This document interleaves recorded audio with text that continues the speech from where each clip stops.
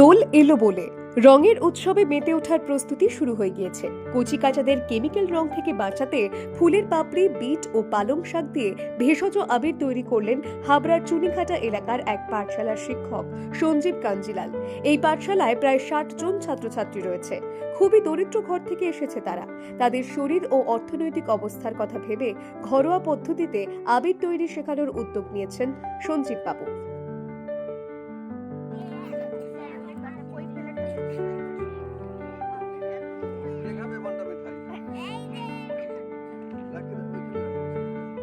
আবির bit দিয়ে তৈরি হলো, তারপরে পালং শাক দিয়ে তৈরি হলো, 2 রকম ফুল দিয়ে তৈরি হলো, মিক্সার মেশিন দিয়ে ব্লেন্ডার করা হলো। তারপরে ওইটাকে ওটার সঙ্গে মেশানো হলো, আর ওটার সঙ্গে মেশানোর পরে ওইটাকে শুকানোর পরে আবার একবার মিক্সার মেশিনে মিক্স করার পরে এটা আবির হয়ে যাবে।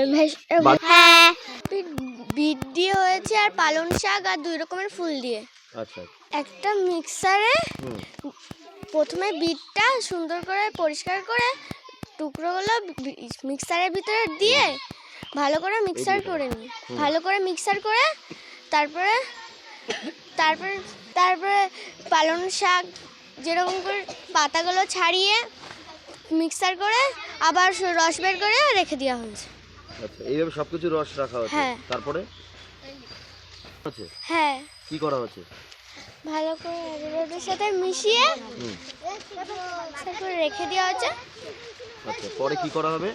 পরে রোদ্রে দিয়ে ভালো করে রোদ্রে দিয়ে একদিন রোদ্রে দেওয়ার পরে তারপরে মিক্সার আবার করতে হবে। ছাত্রছাত্রীদের এমন অংশগ্রহণে দারুণ খুশি মাস্টার মশাইও।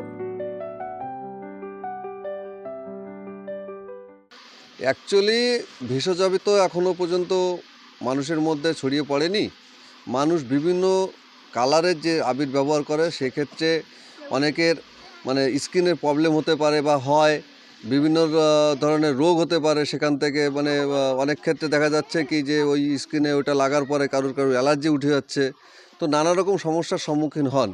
তো সেক্ষেত্রে আমাদের একটা চিন্তা ভাবনা যে ভেষজ আবির দিয়ে যদি কিছু তৈরি করা যায় বা ভেষজ আবির তৈরি করা যায়, যাতে আমরা যে জিনিসগুলো খাই, বিশেষ করে আমরা যেমন পালং শাক নিয়ে এসেছি, আজকে ফুল নিয়ে এসেছি, 2টো কালারের ফুল নিয়ে এসেছি, আমরা যেটা নিয়ে এসেছি ওই বিট নিয়ে এসেছি।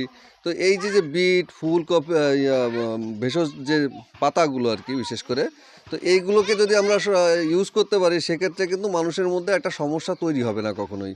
কারণ এটা একদম সাদাসিধে জিনিস, এর মধ্যে কিছুই আলাদা যে কোনো কেমিক্যাল মেশানো হচ্ছে বা কিছু সেরকম তো নয়।